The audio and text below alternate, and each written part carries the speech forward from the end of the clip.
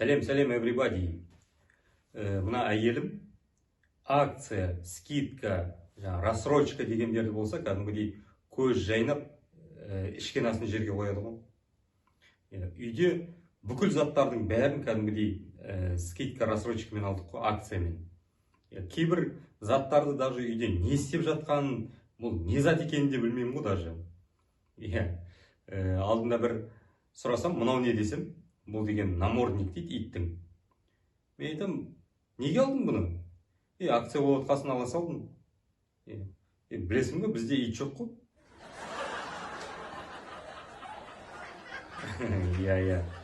Сондай заттар толып жатыр. Мысалы, пепельница жатыр, пепельница. Мынаны неге алдың?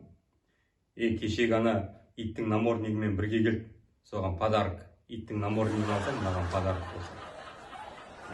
Кәдімгідей акция деген сөз деген кәдімгі акцияға деген жатып алған ғой.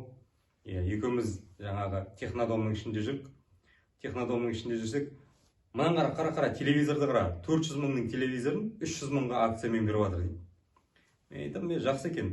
Алып алмадық па? Мен айтам, үйде 2 телевизор бар емес пе? И то біреуін былтыр акциямен алдық. Бәрібір сен ол телевизорларды қарап атқан жоқсың ғой. Логика қайда сонда, логика.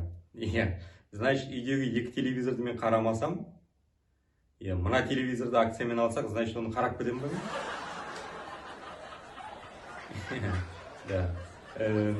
Үйде примерно өзінің 18 көйлегі бар, 18 көйлегі.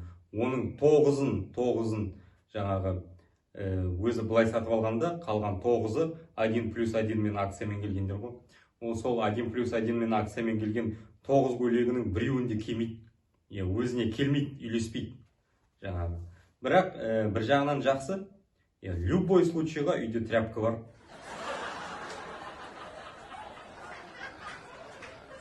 Даже мына үйімізде күнделікті обиходқа да жаңа акция кіріп кеткен ғой. Кеште айтады әйелім, балдарды жатқыза салшы. Мен айтам, бүгін өзім шаршап тұрмын, сен өзің жатқыз десем, әйелім айтып тұр ғой маған. Бүгін негізі жатқызсаң бір жақсы акция бар деп. Мен айтам, қандай акция десем, балдарды жатқызсаң, мамасы подарок дейді. Кешке. Мына соғым кезі, как раз соғым алайық деп соғым іздеп жатыр. Әйелім айтады, ел ырысы базарында, акция болып жатыр екен, кәдімгідей 50% соғымға 50% скидка береді дейді. Мен айтам, керемет қой мынауында. Давай онда барып алайық. Примерно бір 400 мыңның сиырын 200 мыңмен сатып аламыз ғой деп, 200 мың ақшаны салып қалтаға бастық ел ырысына. Ел ырысына барсақ, бұл жерде акция деген жаңағы малға емес екен. Бұл мына сойып беруге акция болып жатыр екен. Малды сатып аласың, сол жерде сойып береді. Сол бұрын 15 мың тұрған сойып беру. Қазір акциямен 7500-ге сойып береді екен.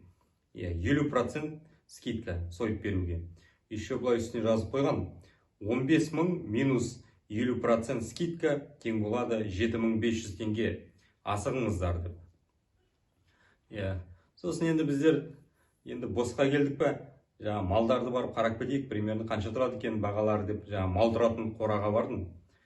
Қораға барып қарасам, жігіттен сұраймын, мал қанша тұрады десем, бұл деген қашар примерно 407.500 теңге тұрады дейді. Анау қанша тұрады? Ол кішкене үрлеу, бұл деген 457.500 тұрады дейді. Анау бұл 507.500 тұрады. Күшті екені бағалары. Каждыйның бағаларында әйтеуір 7500 хвосты бар. Сосын енді, жақсы енді біздер кетейік деп атсам, жаңа жігіт айтады. Кеткені қалай? Мал алам деп келіп тұрып, мал алып кетпейсіңдер ма? Мен айтам, солай, біз акция деп 200 мыңнан келіп едік. Ол проблем емес. Динараны шақыршы мұнда дейді. Бір кезде бір қыз келді, Динара деген қыз. Үстінен мал еш шығып тұр, оның да тоже. Бұл кім десем, бұл деген Каспий банктің менеджері дейді, осында отырады. Динара, мыналарда 200 мың бар екен, Енді мына қашар алғысы келіп тұр. 207.500 теңге жетпей тұр. Кредитқа беруге бола ма? 207.500 дейді. Мен айтам, жоқ, мен кредитқа алмаймын. Оның үстіне проценті бар еще десем, Динар айтады, кредитқа алмасаңыз, онда Каспий рет бар ғой. 4 айға бөліп берейік, 207.500-ді 4 айға бөліп алып кетіңіз. Сөйтіп, не керек? 407.500-дің қашарын сатып алдым. Сол жерден сойдырдым, 7.500-ге. Сөйтіп, малымды үйге алып кеттім, соғымымды. Бұлай айтайын дегенім, енді Каспий банк кәдімгі уже адамдардың қораларына кіріп кеткен ғой. Бұлай тіке айтқанда енді. Акция деген адамның негізі миын алдау ретінде қолданатын сияқты. Көктем кезінде бір машина аламын ба деп автосалондарды араладым. Апрель айында бір автосалонға бардым, Жак деген. Жак S3 Pro деген машинаны қарап кеттім. 8.850.000 теңге тұрады екен. Менеджер айтады, бұл қазіргі кездегі ең арзан машина, жақсы машина, кроссовер. Жақсы деп кетіп қалдым. Содан бір айдан кейін машинамды саттым. Содан кейін әйеліме айтам, нетші, автосалондарды қараш, қай жерде акция болып жатыр екен десем, әйелім енді акцияның шебері ғой. Қарамай-ақ уже айтып жатыр ғой маған. Жак автосалонында қазір жақсы акция болып жатыр. 500.000-ға дейін скидка жасайды екен дейді машинаға.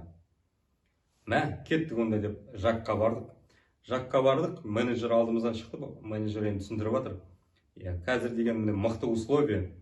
30% первоначалканы саласың, и 4%-пен аласың, еще 500.000 теңге скидка жасап береміз сізге дейді.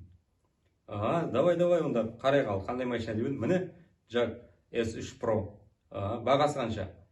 Бағасы 9.350.000.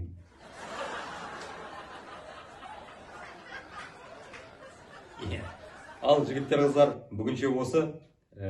Лайк, коммент, шер бәрі сіздерден. Жақсы күйменен. Сау.